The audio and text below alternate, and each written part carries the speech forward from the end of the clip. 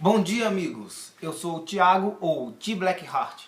Como vocês já sabem, eu sou um professor de física, sou formado em física e sou um pesquisador bíblico e histórico.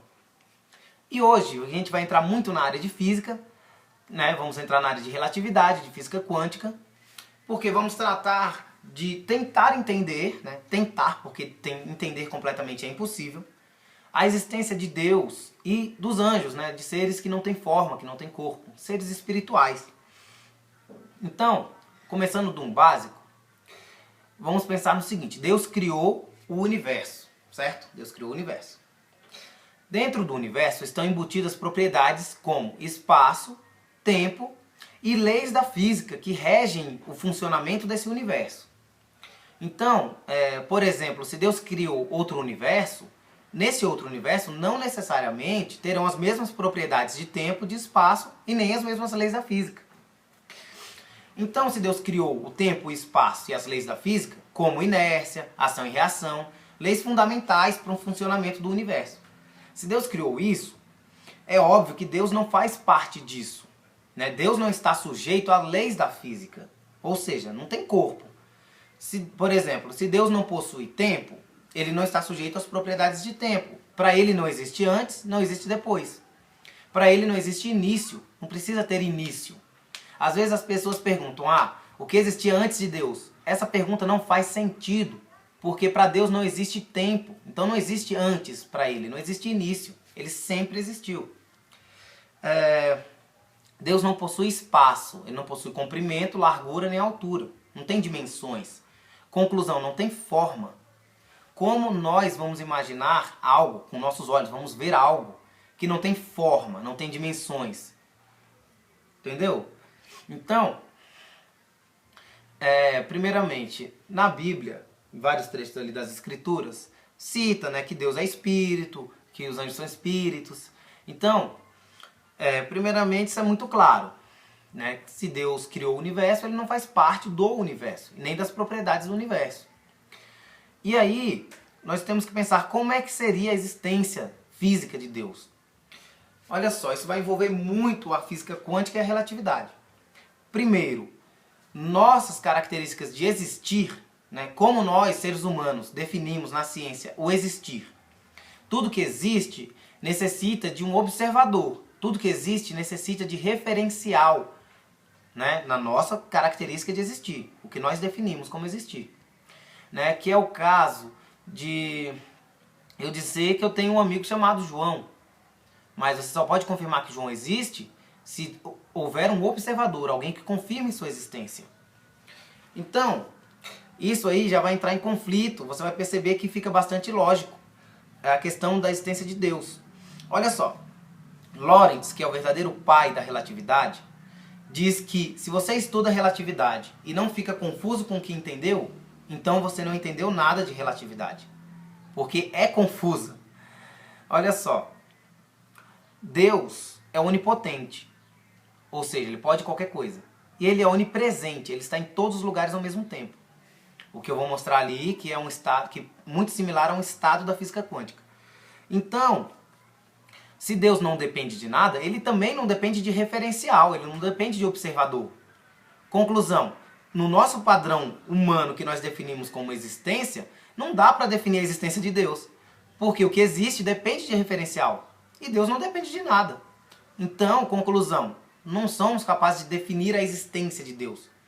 E isso é bastante lógico. Por quê? Porque se fôssemos capazes de dizer Deus existe, definir a existência, definir Deus de alguma forma, então ele não seria Deus. Ele é Deus quando não conseguimos defini-lo. Ou seja, não conseguimos abranger ele dentro da nossa ciência. Então isso é muito lógico, faz muito sentido. E aí eu vou falar aqui de um estado da física quântica que foi proposto primeiramente por Schrödinger. Schrödinger, né, descobriu que um elétron, por exemplo, o elétron é a partícula que gira em torno do núcleo do átomo. O átomo possui no seu núcleo prótons e nêutrons, e lá longe, nas camadas, tem um elétron girando em torno do núcleo. E Lorentz descobriu que o elétron, ou qualquer outra partícula quântica, quando a gente fala quântica, a gente quer dizer que é muito pequena. qualquer partícula quântica, ela tem um estado, quando não é observada, que é chamado de superposição. Uma partícula quântica pode estar em todos os lugares ao mesmo tempo, como se fosse onipresente. Eu vou mostrar um videozinho ali que tem 4 minutinhos, que vai explicar perfeitamente isso. Aí depois eu vou explicar um pouquinho melhor, tá certo? Eu vou virar aqui, tomara que a câmera, o foco dela pegue legal. Eu vou pegar aqui para botar um suporte. Então, veja bem. Vou botar aqui um vídeo que vai durar 4 minutinhos, que vai explicar perfeitamente o que é o superestado. Droga, essa aqui. Vamos lá. Como vovô de toda esquisitice quântica, o nada famoso experimento da fenda dupla. Para entender esse exemplo, nós precisamos ver como partículas ou bolinhas de matéria agem. Se por acaso lançarmos um pequeno objeto pela fenda, que pode ser uma bolinha de gude, podemos ver um modelo na parede de trás, pois as bolinhas passaram pela fenda e bateram lá. Agora, se colocarmos uma segunda fenda, nós esperamos ver uma segunda tira duplicada à direita. Agora vamos ver as ondas. As ondas batiam na fenda e irradiavam, batendo na parede de trás, com maior intensidade diretamente na linha da tira. A linha iluminada, na parede de trás, mostra essa intensidade. É parecida com a linha que as bolinhas de gude fizeram, mas quando adicionamos a segunda fenda, acontece uma coisa diferente. Se o topo de uma onda encontra a parte de baixo de outra onda, elas se anulam. Agora existe um modelo de interferência na parede de trás.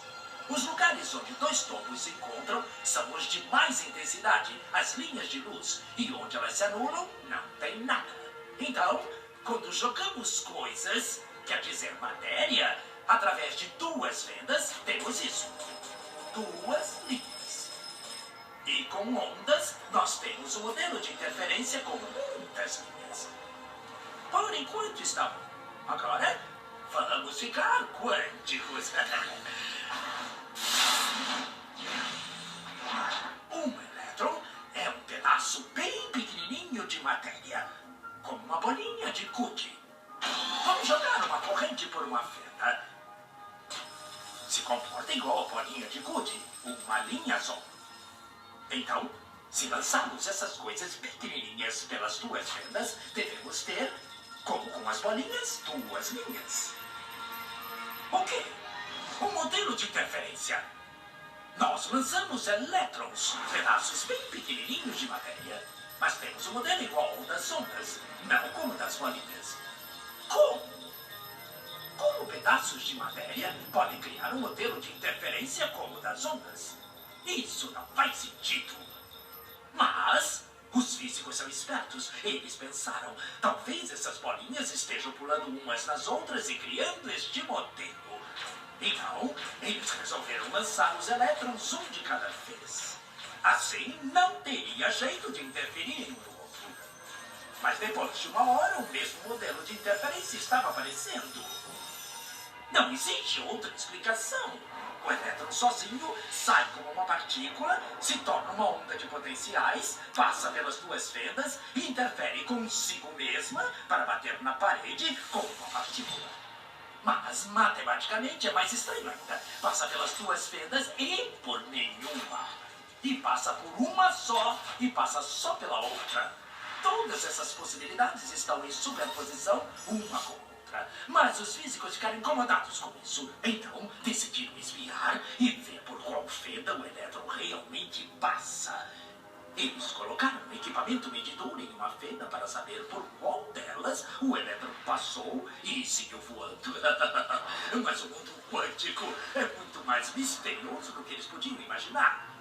Quando eles observaram, o elétron voltou a se comportar como uma bolinha de gude.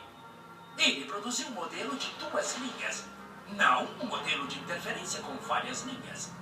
Só o ato de medir ou observar por qual fenda o elétron passaria fez com que ele passasse por uma fenda, não pelas duas. O elétron decidiu agir de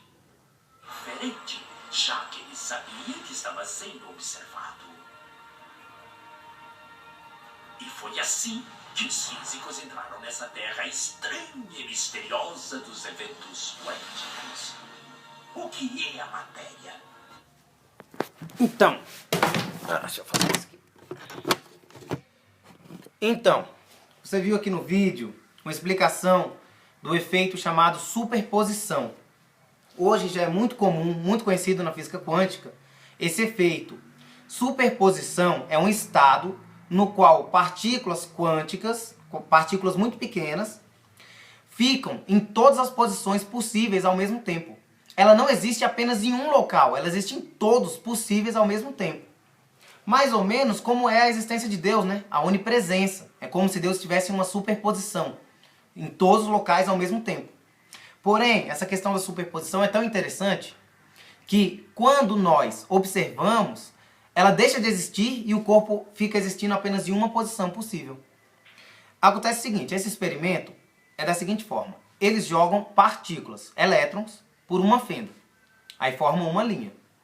Quando jogam elétrons por duas fendas, esses elétrons passam e se interferem um com o outro, como se fossem uma onda. E fazem aquele modelo de interferência, que tem várias linhas. Só que o que acontece? Como que pode um elétron, uma partícula, causar interferência? E aí eles decidiram jogar um elétron por vez. Só passa um elétron pela fenda, por vez. Só que mesmo passando um elétron sozinho pela fenda, ele causa também um padrão de interferência. Qual é a explicação lógica? O elétron sozinho, quando passa pela fenda, ele está no estado de superposição. Ele existe em todas as posições possíveis ao mesmo tempo. E aí ele se interfere com ele mesmo, causando o padrão de interferência. Só que quando nós decidimos observar, sem interferir em nada, só observar, o elétron decide não existir no estado de superposição e começa a existir apenas em uma única posição. E passa, e aí forma só duas linhas. Quando a gente faz esse experimento observando, só forma duas linhas. Quando a gente simplesmente não observa, forma as várias linhas. E esse é o estado de superposição. E aí existe uma teoria muito mais avançada que diz que por que o estado de superposição deixa de existir quando a gente observa? Que é porque a existência está relacionada à consciência. As coisas existem porque existem seres conscientes para saber que elas existem. É como se dizer assim, ó, se Deus criasse o universo e não tivessem seres conscientes no universo, não existiria o universo. Porque o universo existe porque existem seres conscientes para saber que ele existe. Então a consciência é que define a existência. Daí vem uma conclusão de que Deus existe. Talvez não consigamos definir a sua existência, mas Deus existe. Por quê? Porque ele é um ser onipresente. Ou seja, ele está em todas as posições possíveis. E onisciente, ele sabe de tudo, ele vê tudo. Ele é um observador que está em todas as posições. Então, se ele cria o universo, faz muito sentido que exista um ser. Por exemplo, pessoas pensam que o Big Bang é a teoria do início do universo. Não é. É a teoria da evolução do universo. Como o universo começou a evoluir. Quando começa a teoria do Big Bang, o universo já havia sido criado. Mas, por exemplo, se não existisse nenhum ser, né, criador ou coisa do tipo, não faria sentido na física, na relatividade, na física quântica, em pensar na existência do universo sem um ser consciente nele. Por quê? Porque sem um ser consciente não dá para definir a existência dele. Ele não existe enquanto não existirem seres conscientes. Então, conclusão. Eu penso, portanto existo. Mas, se não existir outro ser consciente, eu não posso afirmar a minha existência. Então, conclusão. Tem que existir um ser que seja onipresente, que esteja em todos os locais, para que tudo exista. Porque sem consciência não tem existência. Então o vídeo está ficando um pouquinho longo, eu vou ver se eu continuo ele num próximo, tá certo? Para explicar um pouquinho mais a fundo a questão da existência, tá certo? Falou, obrigado!